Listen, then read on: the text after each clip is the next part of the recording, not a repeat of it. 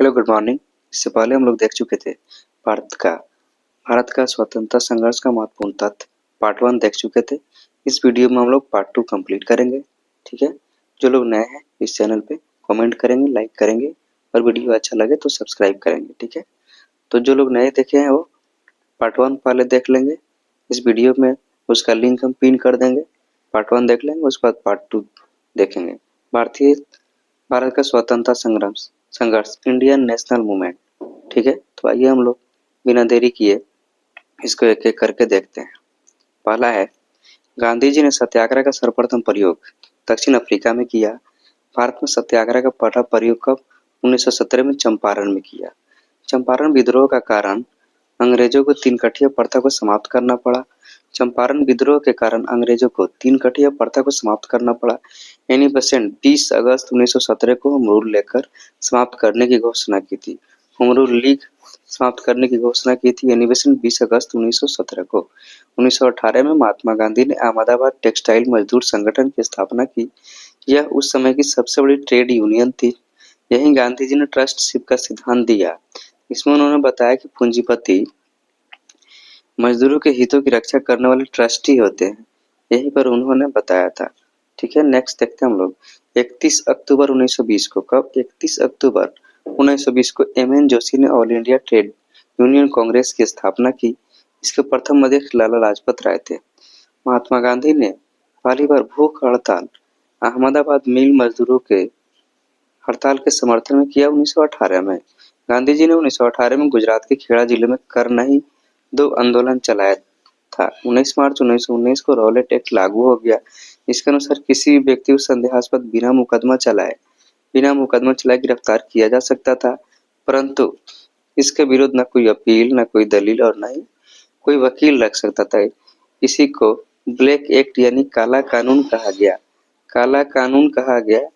ठीक है, नेक्स्ट देखते हैं हम लोग गांधी ने इस कानून के विरोध 6 अप्रैल 1919 को देशव्यापी हड़ताल से किया। 13 अप्रैल 1919 को अमृतसर में जालियांवाला बाग हत्याकांड हुआ। डॉक्टर सतपाल और सैफुद्दीन किचलू की गिरफ्तारी के विरोध में हो रहे जनसभा पर जनरल आर डायर ने अंधाधुंध गोलियां चलवा दी। सरकारी रिपोर्ट के अनुसार इसमें 379 व्यक्तियों, कांग्रेस समिति के अनुसार इसमें 1000 व्यक्ति मारे गए। उस समय पंजाब का लेफ्टिनेंट गवर्नर ओ डायर था। लेफ्टिनेंट गवर्नर कौन था? ओ डायर था। ठीक है, जालियांवाला बाग हत्याकांड में हंसराज नामक भारतीय ने जनरल डायर का सहयोग किया था, यानी कि खबर पहुंचाया था। खबर जाकर बताया था कि जालियांवाला बाग हत्या में बहुत सारे लोग जमा हुए हैं, तो खबर दिया था हंसराज नामक व्यक्ति ने। शंकर नारायणन ने जालियांवाला बाग हत्याकांड के विरोध में वायसराय की कार्यकारिणी परिषद की सदस्यता से त्याग दे दिया। जालियांवाला बाग हत्याकांड के विरोध में महात्मा गांधी ने कैसर हिंद की उपाधि लौटा दी। कैसर हिंद की उपाधि उन्होंने लौटा दी। चमनलाल बजाज ने राय बहादुर की उपाधि लौटा दी। रविंद्रनाथ टैगोर ने सर की उपाधि या नाइटहुड की उपाधि लौटा दी। उसके बाद देखते हैं जालियांवाला बाग हत्याकांड की जांच के लिए सरकार ने 19 अक्टूबर 1919 में हंटर की अध्यक्षता में एक कमेटी का गठन किया। इसमें 5 अंग्रेज एवं 3 भारतीय, चिमनलाल सितरवाल, साहबजादा सुल्तान अहमद और जगत नारायण इसके सदस्य थे। कांग्रेस ने जालियांवाला बाग हत्याकांड की जांच के लिए मदन मोहन मालवीय के नेतृत्व में एक आयोग नियुक्त किया। इसके अन्य सदस्यों में मोतीलाल नेहरू और गांधी जी भी थे। जालियांवाला बाग कभी जल्ली नामक व्यक्ति की संपत्ति थी। खिलाफत आंदोलन भारतीय मुसलमान का मित्र राष्ट्रों के विरुद्ध, विशेषकर ब्रिटेन के खिलाफ, तुर्की के खिलाफ समर्थन में था। नेक्स्ट देखते हैं 19 अक्टूबर 1929 को समूचे भारत में खिलाफत दिवस मनाया गया। खिलाफत दिवस मनाया गया कब? 19 अक्टूबर 1919 को। 23 नवंबर 1919 को हिंदू और मुसलमानों की एक संयुक्त कॉन्फ्रेंस हुई, जिसकी अध्यक्षता महात्मा गांधी ने की थी। रॉलेट एक्ट, जालियांवाला बाग हत्याकांड और खिलाफत आंदोलन के उत्तर में गांधी जी ने 1 अगस्त 1920 को असहयोग आंदोलन प्रारंभ किया। असहयोग आंदोलन की पुष्टि भारतीय राष्ट्रीय कांग्रेस ने दिसंबर 1920 के नागपुर अधिवेशन में किया। ठीक है, मोहम्मद अली को सर्वप्रथम असहयोग आंदोलन में गिरफ्तार किया गया।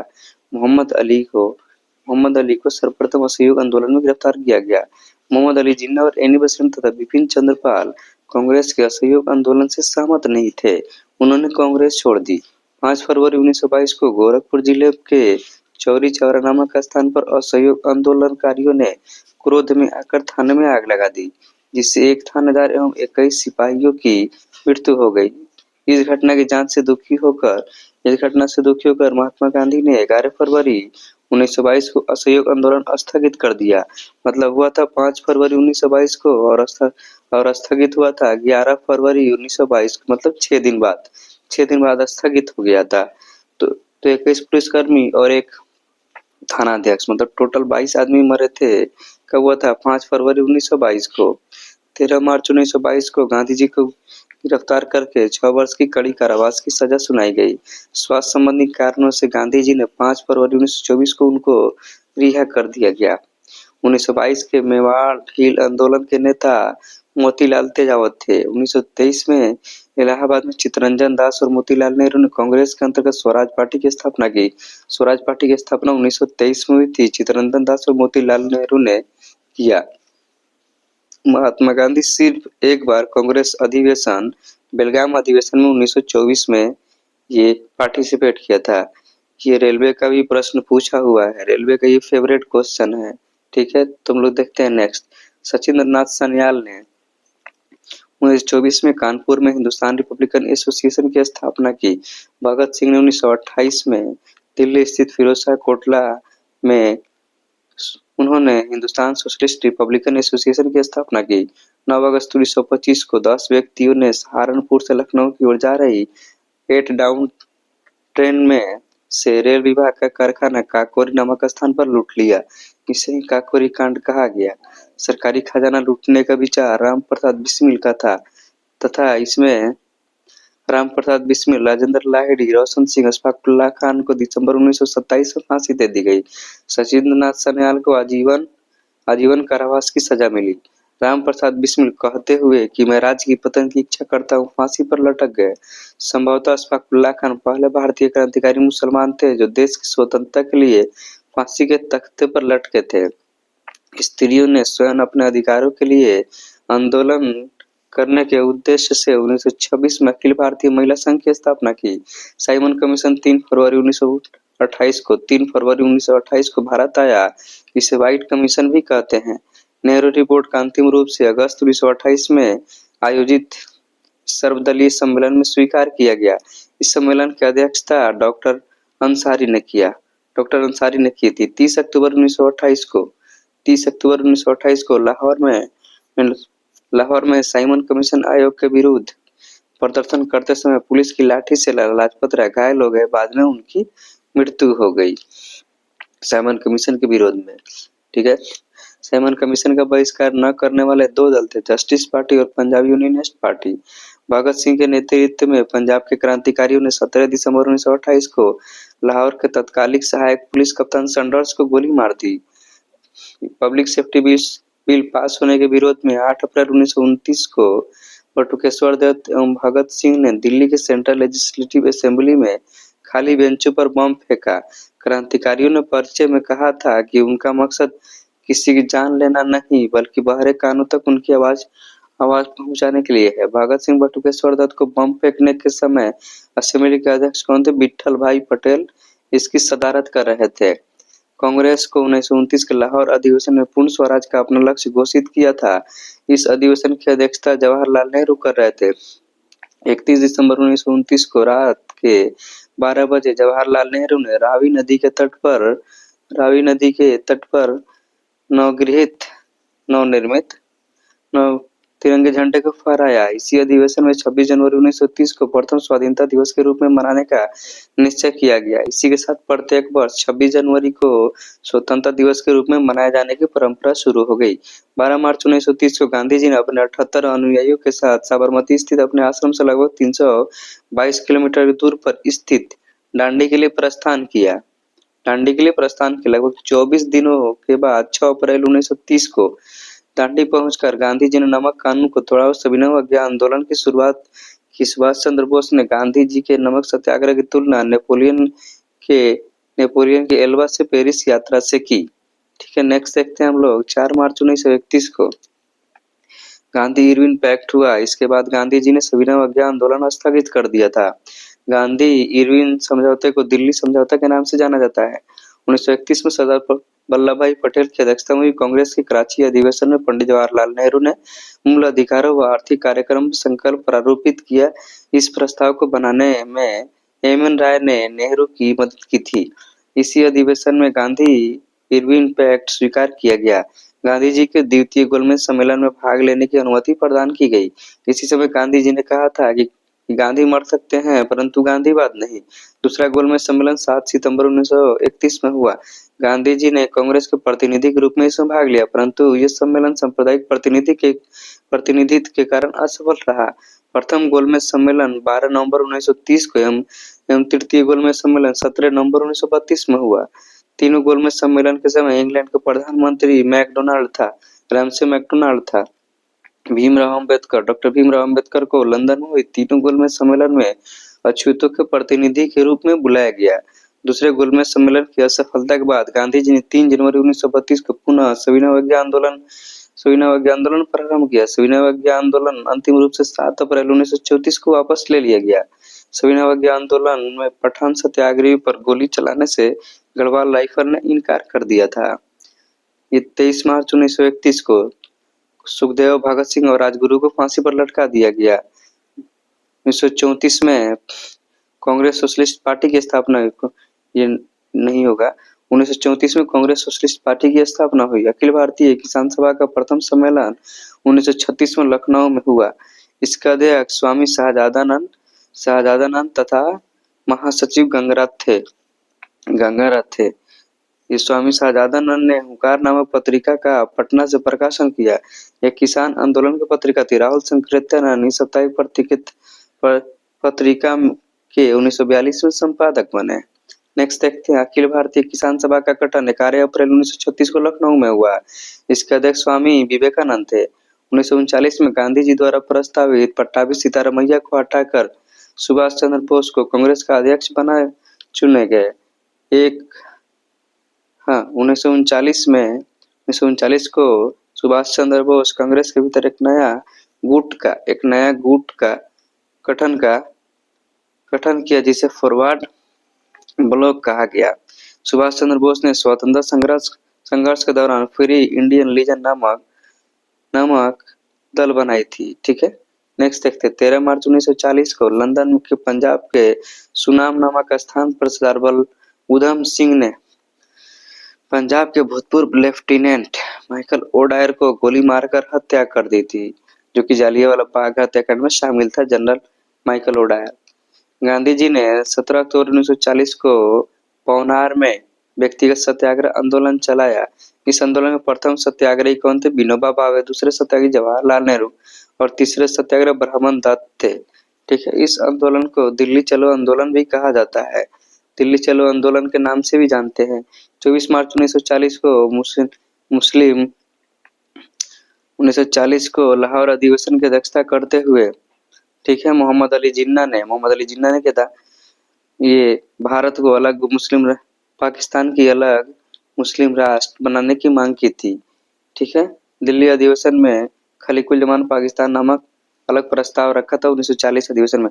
1942 में वर्धा में कांग्रेस ने अंग्रेजों भारत छोड़ो का प्रस्ताव दिया। 1942 में वर्धा कांग्रेस ने 7 अगस्त 1942 को कांग्रेस की बैठक मुंबई में ऐतिहासिक ग्वालियर टैंक में, इसकी अध्यक्षता अब्दुल कलाम आजाद ने किया था। 7 अगस्त 1942 को हुई थी, ये इम्पोर्टेंट है।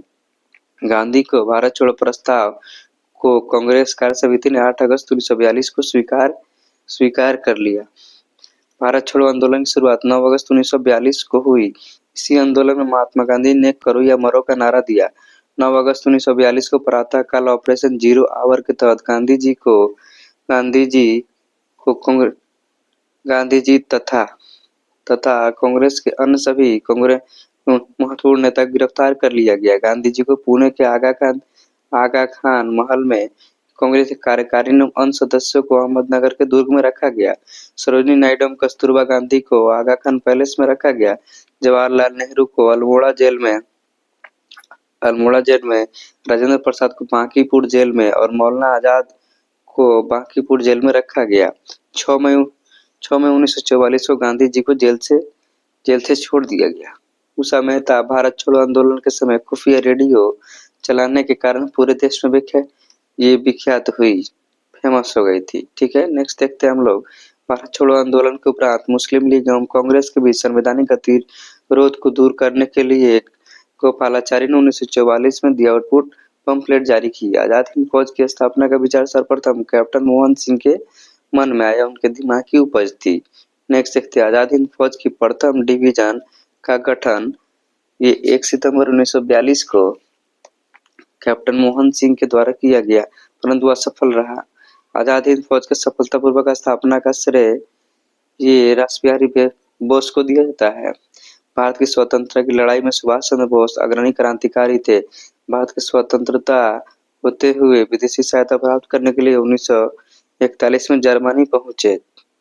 वहां जर्मन विदेश मंत्रालय की सहायता से उन्होंने द फ्री इंडिया सेंटर का गठन किया, जहां सभी आजादी के पक्ष के पर्चे छपवाते थे और भाषण देते थे।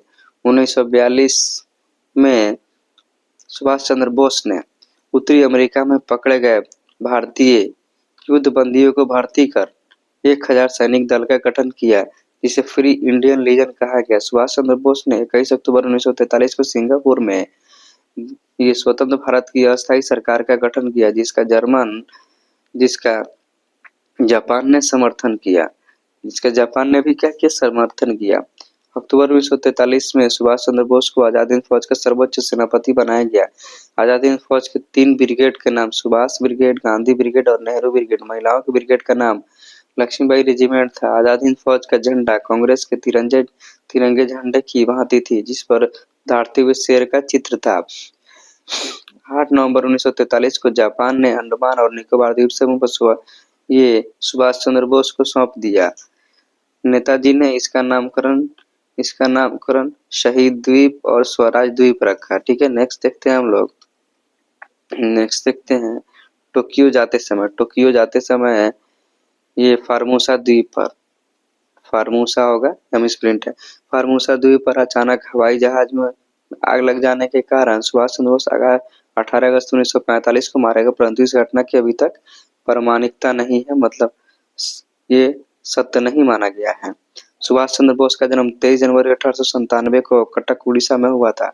आजाद हिंद फौज के गिरफ्तार अधिकारी पीके सहगल, करनाल गुरदयाल ढिल्ल और मेजर शाहनवाज खान पर राजद्रोह के आरोप चलाया गया। वायसराय ने इसकी सजा माफ कर दी। आजाद हिंद फौज की अभियुक्ति की तरफ से तेज बहादुर सप्रू, जवाहरलाल नेहरू, भोला भाई देसाई और काटजू ने पैरवी की थी। कराची में 20 फरवरी 1946 को वायुसेना के कुछ सैनिकों ने ब्रिटिश सरकार के विरुद्ध हड़ताल कर दी। मुंबई, लाहौर और दिल्ली भी यह शिविर फैल गया। लगभग 500 सैनिकों ने भाग लिया। इनकी प्रमुख मांग थी भारतीय और अंग्रेजी सैनिकों की बराबरी के व्यवहार किया जाए। नौसेना रॉयल इंडियन विद्रोह कहा जाता है। ये 19 फरवरी 1946 को मुंबई में INS तलवार नामक जहाज की नौसैनिक के द्वारा किया गया। 5000 सैनिकों ने आजाद हिंद फौज के बिल्ले लगाए तथा इन्हें भी बराबरी की मांग की। 25 फरवरी 1946 को नौसेना के विद्रोहियों ने सरदार पटेल के दबाव में आकर आत्मसमर्पण कर दिया। कैबिनेट मिशन योजना 1946, प्रधानमंत्री क्लीमेंट एटली ने 15 फरवरी 1946 को भारतीय संविधान सभा की स्थापना की एवं तत्कालीन ज्वलंत समस्याओं पर भारतीयों से विचार विमर्श करने के लिए कैबिनेट मिशन को भारत भेजने की घोषणा। 24 मार्च 1946 को कैबिनेट मिशन दिल्ली पहुंचा। इस मंडल के सदस्य थे क्रिप्स लॉरेंस, पैथिक लॉरेंस तथा कैबिनेट मिशन लॉरेंस के नेतृत्व में आया। ठीक है, नेक्स्ट देखते हैं। कैबिनेट मिशन योजना को मुस्लिम लीग ने 6 जून 1946 और कांग्रेस ने 25 जून 1946 को अस्वीकार कर दिया।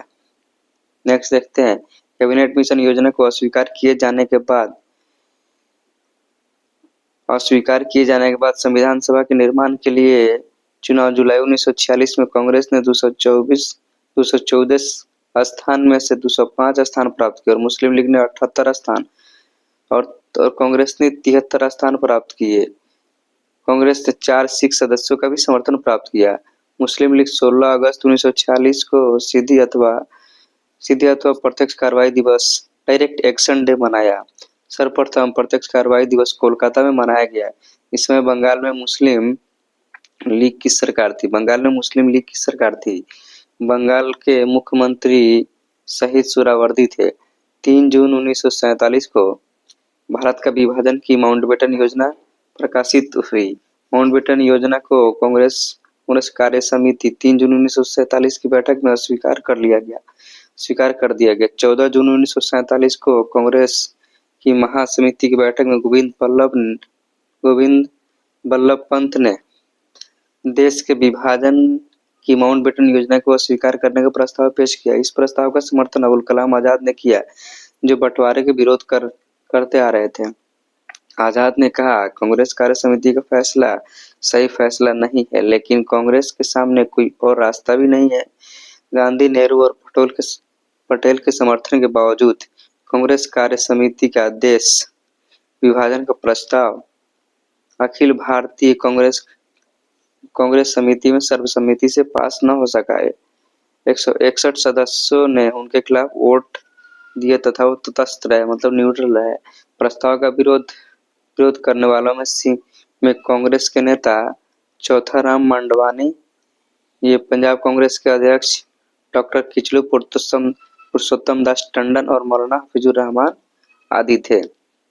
नेक्स्ट देखते हैं मुस्लिम लीग की काउंसिल की बैठक माउंटबेटन योजना पर विचार करने के लिए 10 जून 1947 को नई दिल्ली में बुलाई गई। लीग ने भारी बहुमत से इस योजना को अस्वीकार किया। इस बैठक की उपस्थिति में 400 सदस्यों में से सिर्फ 10 सदस्यों ने इसका विरोध किया। 4 जुलाई 1947 को ब्रिटिश संसद में भारतीय स्वाधीनता विधायिका पेश किया गया। 15 जुलाई को बिना किसी संशोधन के आवश्यक कॉमन्स द्वारा 16 जुलाई को हाउस ऑफ लॉर्ड्स कहते हैं राज्यसभा को पास कर दिया गया। 18 जुलाई 1947 को उस पर ब्रिटिश सम्राट के हस्ताक्षर किए गए। इसके अनुसार देश के 15 अगस्त 1947 को 2 डोमिनियन स्टेट भारत और पाकिस्तान में बांट दिया गया। दोनों डोमिनियन को पूरी स्वतंत्रता तथा प्रभु सत्ता सौंप दी गई। 14 अगस्त को पाकिस्तान अधिराज और 15 अगस्त को भारतीय अधिराज की स्थापना हो गई, मतलब 2 कंट्री बन गया अलग अलग। भारत की आजादी के समय इंग्लैंड के सम्राट जॉर्ज षष्ठम तथा भारत का अंतिम सम्राट कॉमनवेल्थ नेशन का प्रधान था। जवाहरलाल नेहरू के नेतृत्व में अंतरिम सरकार का गठन 2 सितंबर 1946 को हुआ। 26 अक्टूबर 1946 को मुस्लिम लीग 5 सदस्य अंतरिम सरकार में सम्मिलित हुई। 27 मार्च 1947 को मुस्लिम लीग ने पाकिस्तान दिवस के रूप में मनाया। स्वतंत्रता प्राप्ति के समय कांग्रेस के अध्यक्ष कांग्रेस समिति जेबी कृपलानी और ब्रिटेन के प्रधानमंत्री क्लीमेंट एटली लेबर पार्टी से थे। भगत सिंह के विरुद्ध फणींद्रनाथ घोष की हत्या कर दी। मुखबिरी करने के कारण मुखबिरी मतलब खबर पहुंचाने के कारण मुखबिरी। भगत सिंह के विरुद्ध मुखबिरी करने के कारण फणींद्रनाथ घोष की हत्या वैकुंठ शुक्ल ने की थी। महात्मा गांधी के द्वारा स्थापित हरिजन सेवक संघ की स्थापना घनश्याम दास बिरला ने किया था। गांधी जी ने कांग्रेस की सदस्यता से 2 बार त्याग पत्र दिया, 1925 और 1930 में। बांटो और छोड़ो का नारा देने वाले दिसंबर 1943 कांग्रेस अधिवेशन में दिया गया, कराची अधिवेशन में दिया गया बांटो और छोड़ो। मैं देश की बालू से कांग्रेस से बड़ा आंदोलन खड़ा कर सकता हूँ, किसने कहा था? महात्मा गांधी ने कहा था। डंडा फौज का गठन पंजाब में चमन देव ने किया। दीनबंधु मित्र का नाटक नील दर्पण में नील की खेती करने वाले पर हुए अत्याचार का इसमें उल्लेख किया गया। राष्ट्रवादी अहरार आंदोलन वजरुल हक ने किया था। राष्ट्रवादी अहरार आंदोलन का नेतृत्व किसने किया था? आंदोलन का तो वजरुल हक ने किया था। आत्मसम्मान आंदोलन की शुरुआत रामास्वामी नायकर ने किया था। आत्मसम्मान आंदोलन का निरंकारी आंदोलन की शुरुआत दयाल दास ने की थी। ब्रह्म समाज की प्रतिज्ञा पत्र देवेंद्रनाथ ठाकुर ने तैयार किया था। देव समाज के संस्थापक शिवनारायण अग्निहोत्री थे। तरुण स्त्री सभा की स्थापना कलकत्ता में हुई थी। भारत भारतीयों के लिए नारा आर्य समाज ने दिया था। स्वामी विवेकानंद ने 1893 में शिकागो में विश्व धर्म सम्मेलन से को संबोधित किया। दिल्ली षड्यंत्र केस में दीनानाथ द्वारा मुखबिरी की गई थी। दिल्ली षड्यंत्र केस में दीनानाथ द्वारा षड्यंत्र से मुखबिरी की गई थी। अलीपुर षड्यंत्र केस की सरकारी गवाह नरेंद्र गोस्वामी बन गया था। सबसे कम उम्र में फांसी की सजा पाने वाला क्रांतिकारी खुदीराम बोस था 13 वर्ष की उम्र में। इनकलाब जिंदाबाद का नारा भगत सिंह ने दिया। शहीद आजम के नाम से भगत सिंह को जाना जाता है। भगत सिंह को फांसी की सजा सुनाने वाला न्यायाधीश जेसी हिल्टन था। याद रखना है, बहुत इंपॉर्टेंट ये था। ठीक है, सबके लिए एक जाति एक धर्म एक ईश्वर का नारा नारायण गुरु ने दिया था। स्वर्ण हिंदुओं को फांसीवादी कांग्रेस कहकर कांग्रेस का चित्रण मोहम्मद अली जिन्ना ने किया था, निरूपण किया था। मैं क्रांतिकारी के रूप में कार्य करता हूँ, ये कथन जवाहरलाल नेहरू का है। महात्मा गांधी को रविंद्रनाथ टैगोर ने सर्वप्रथम महात्मा कहा था। महात्मा गांधी को रविंद्रनाथ टैगोर ने सर्वप्रथम महात्मा कहा था। महात्मा गांधी को सर्वप्रथम राष्ट्रपिता सुभाष चंद्र बोस ने कहा था। राष्ट्रपिता कौन कहा था? सुभाष चंद्र बोस ने कहा था। सर्वप्रथम राष्ट्रपिता उन्होंने उनको सुभाष चंद्र बोस ने कहा था। वल्लभ भाई पटेल को सरदार की उपाधि बारदौली सत्याग्रह की सफलता के बाद वहां के महिलाओं की ओर से गांधी जी ने प्रदान किया। सुभाष चंद्र बोस को सर्वप्रथम नेताजी ने हिटलर कहा था। हिटलर ने नेताजी कहा था सुभाष चंद्र बोस को। गोखले का आध्यात्मिक राजनीतिक गुरु एमजे रनादे थे। गोखले के राजनीतिक गुरु कौन थे? एमजी रनादे। महात्मा गांधी के राजनीतिक गुरु गोपाल कृष्ण गोखले थे और गोपाल कृष्ण गोखले के राजनीतिक गुरु एमजी रनादे थे। याद रखना है। सुभाष चंद्र बोस के राजनीतिक गुरु चित्तरंजन दास थे। सुभाष चंद्र बोस के राजनीतिक गुरु तो चित्तरंजन दास थे। भारत का बिस्मार्क वल्लभ भाई पटेल को कहा जाता है। सरदार वल्लभ भाई पटेल को भारत का बिस्मार्क कहा जाता है। शुद्धि आंदोलन के प्रवर्तक कौन थे? शुद्धि आंदोलन प्रवर्तक तो ये दयानंद सरस्वती थे। 19वीं शताब्दी के भारतीय पुनर्जागरण के पिता राजा राम मोहन राय को कहा जाता है। अखिल भारतीय हरिजन सेवक संघ की स्थापना महात्मा गांधी ने की थी। फ्रैंक मोरिस ने महात्मा गांधी को अर्धनग्न फकीर कहा था। विंस्टन चर्चिल ने भी कहा था इनको। राष्ट्रीय युवा दिवस स्वामी विवेकानंद से संबंधित है। स्वामी विवेकानंद के जन्मदिन पे मनाया जाता है। यंग बंगाल के प्रवर्तक कौन थे? तो हेनरी डेरेजियो थे। याद रखना है। ठीक है, नेक्स्ट देखते हैं। कांग्रेस ने मौलाना अबुल कलाम आजाद की अध्यक्षता में भारत छोड़ो आंदोलन प्रस्ताव किया था 8 अगस्त 1942 को। याद रखना है। ठीक है, भारत के पितामह grand old man of India Dadabhai Naoroji को कहा जाता है। वयोवृद्ध पुरुष दादा भाई नौरोजी को कहते हैं। भारत की वयोवृद्ध महिला अरुणा आसिफ अली को कहा जाता है। गोपाल हरि देशमुख को लोक हितवादी के नाम से जानते हैं। बिना ताज का बादशाह सुरेंद्रनाथ बनर्जी को कहा जाता है। बिना ताज का बादशाह तो ये सुरेंद्रनाथ बनर्जी को कहा जाता है। एओ ह्यूम को हरमिट का शिमला का हरमिट कहा था। शिमला का संत कहा जाता है एओ ह्यूम को। एओ ह्यूम 1885 से 1960 तक कांग्रेस के महामंत्री रहे। ठीक है, कांग्रेस के प्रथम मुस्लिम अध्यक्ष बदरुद्दीन तैयब थे। ठीक है, 1885 से 1916 तक होगा। 1916 तक कांग्रेस के प्रथम मुस्लिम अध्यक्ष बदरुद्दीन तैयब थे।